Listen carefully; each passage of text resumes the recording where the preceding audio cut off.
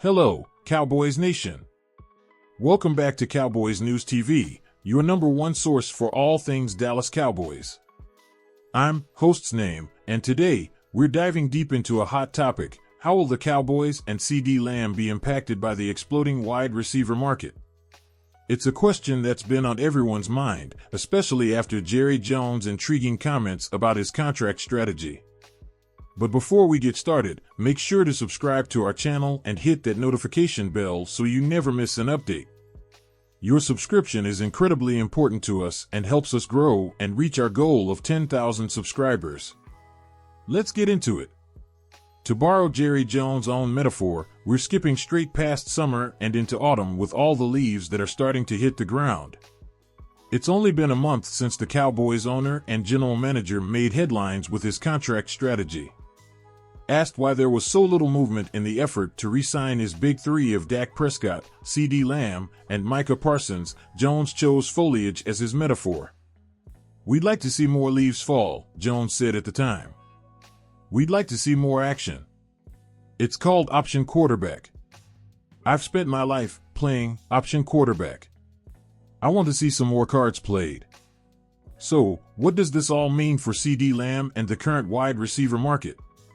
On Thursday morning, the Dolphins signed star receiver Jalen Waddle to a 3-year, $84.75 million extension with an impressive $76 million of that guaranteed.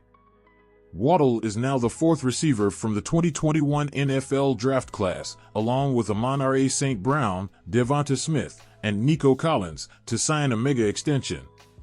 It's an eyebrow-raising amount of movement considering these players all have a year remaining on their rookie contracts. What do you think about these massive deals? Drop a comment below and let us know your thoughts. Do you think this sets a new standard for wide receiver contracts? Throw in the early $96 million extension that A.J. Brown signed last month, and it feels like a downright shocking level of activity. But it becomes a lot more understandable when framed against what's still to come, or rather, who is still to sign. We've talked endlessly at this point about the deals coming down the pike for Lamb, as well as Vikings All-Pro Justin Jefferson.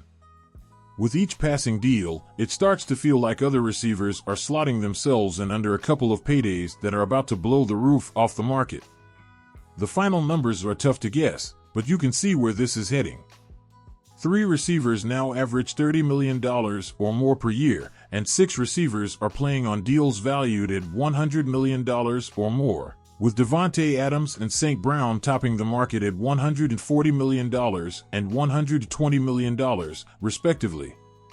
Even more important than the value of the deal, guys like Brown and Waddle have secured as much as 85 to 90% of their deals guaranteed.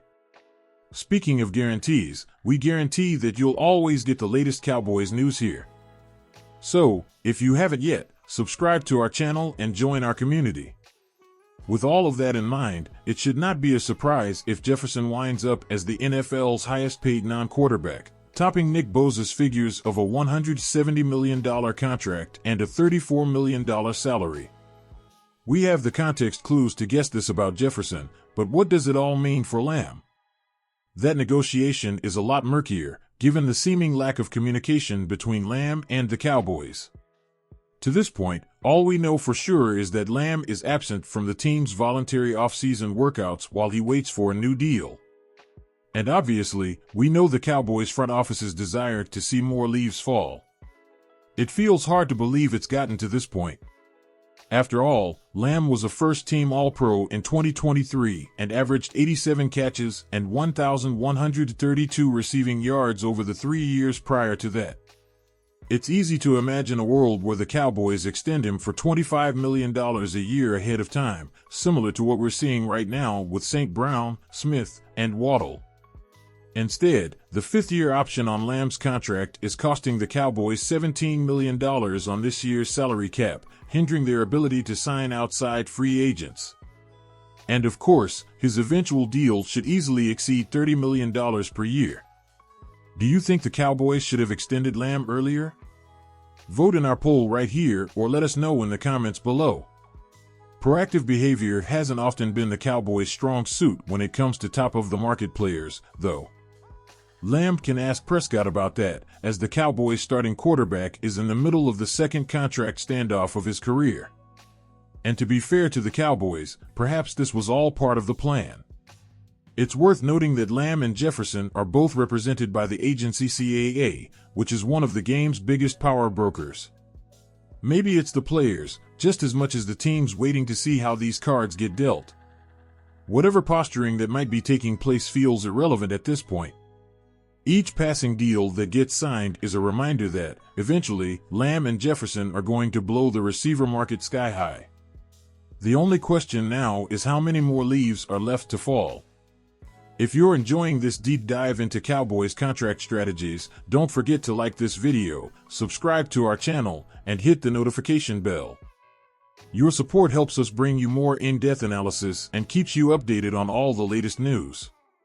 Let's hit that 10,000 subscriber mark together. David Hellman covers the Dallas Cowboys for Fox Sports and hosts the NFL on Fox Podcast. He previously spent 9 seasons covering the Cowboys for the team's official website. In 2018, he won a regional Emmy for his role in producing Dak Prescott, a family reunion about the quarterback's time at Mississippi State. Follow him on Twitter at @DavidHellman_.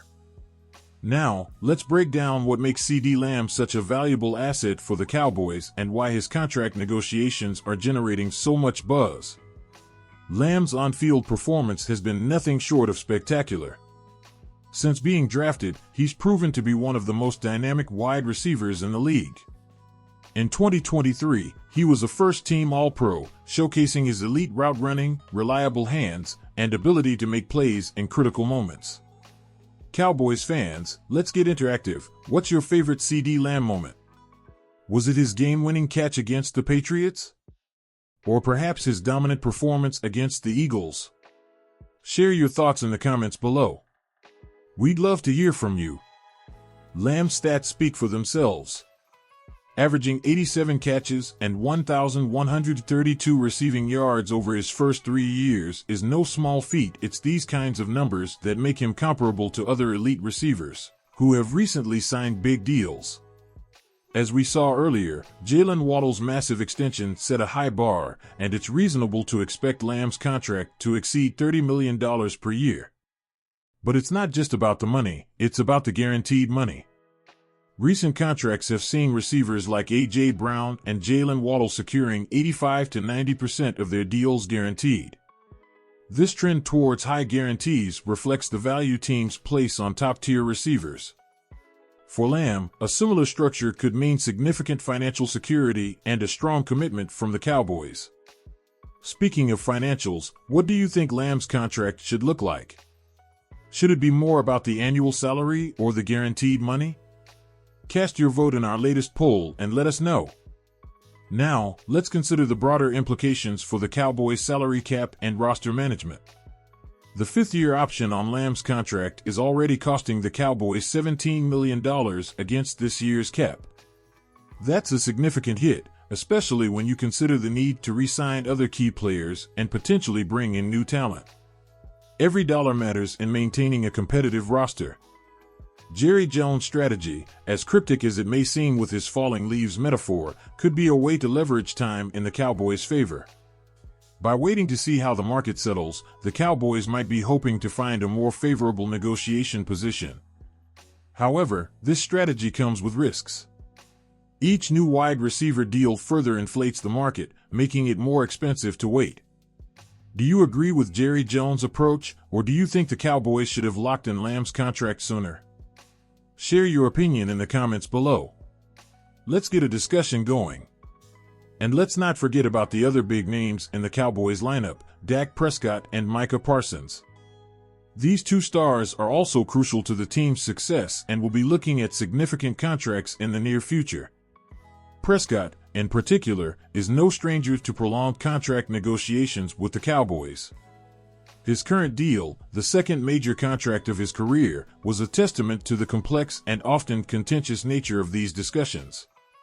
For Parsons, who has quickly established himself as one of the premier defensive players in the league, a mega deal is almost inevitable.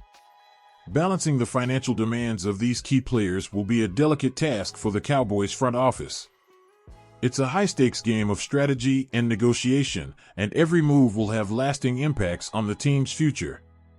If you were the Cowboys general manager, how would you prioritize these contracts? Would you secure your star receiver first, or focus on your quarterback and defensive star? Drop your thoughts in the comments, and let's debate. Let's take a moment to compare the wide receiver contracts that have been signed recently. As mentioned earlier, Jalen Waddle's 3-year, $84.75 million extension with $76 million guaranteed is a major benchmark. Amon-Ra St. Brown, Devonta Smith, and Nico Collins have also set new standards with their mega deals. These contracts are reshaping the market, and CeeDee Lamb is poised to benefit from this upward trend. But it's not just about the top-tier receivers.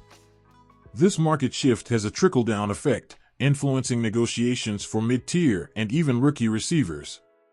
The financial landscape of the NFL is evolving, and the Cowboys need to navigate these changes carefully.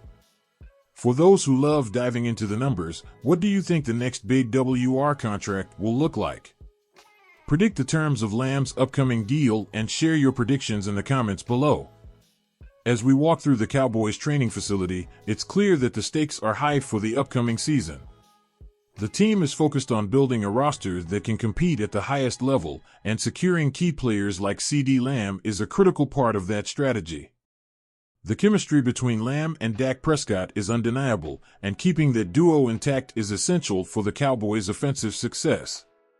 But it's not just about the offense.